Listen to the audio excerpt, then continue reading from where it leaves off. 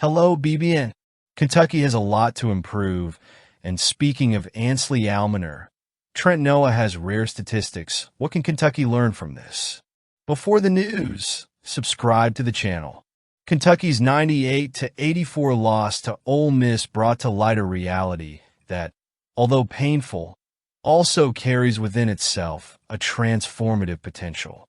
It is not just a numerical setback on the scoreboard, but a unique opportunity for reflection and growth within the Wildcats basketball program. In this context, two names emerge not as protagonists of the game itself, but as symbols of a larger narrative: Ansley Almonor and Trent Noah. Their performances, or rather their absence in the statistics, represent something rare and, paradoxically, instructive for the team led by Mark Pope. Ansley Almonor and Trent Noah took the court against Ole Miss and combined for 28 minutes of action.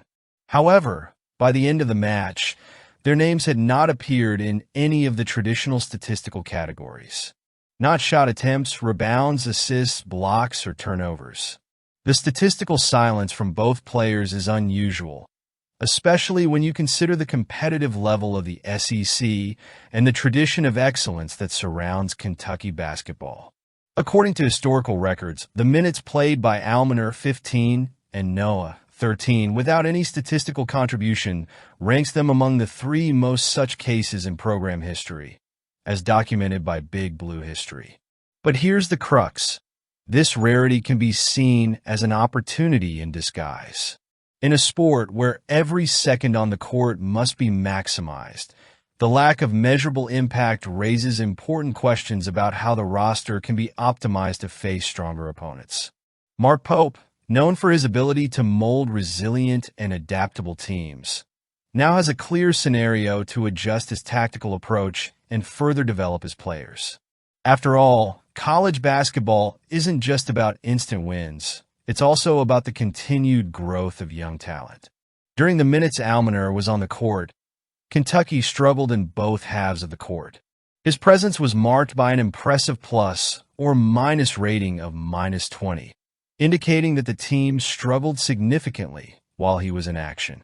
Noah, on the other hand, had a less detrimental impact, but still not enough to change the course of the game. These cold, objective numbers reflect not only individual performance, but also collective performance.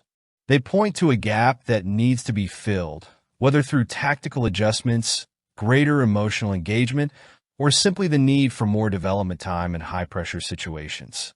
However, it's important to note that recording minutes without stats doesn't automatically mean that these players were useless.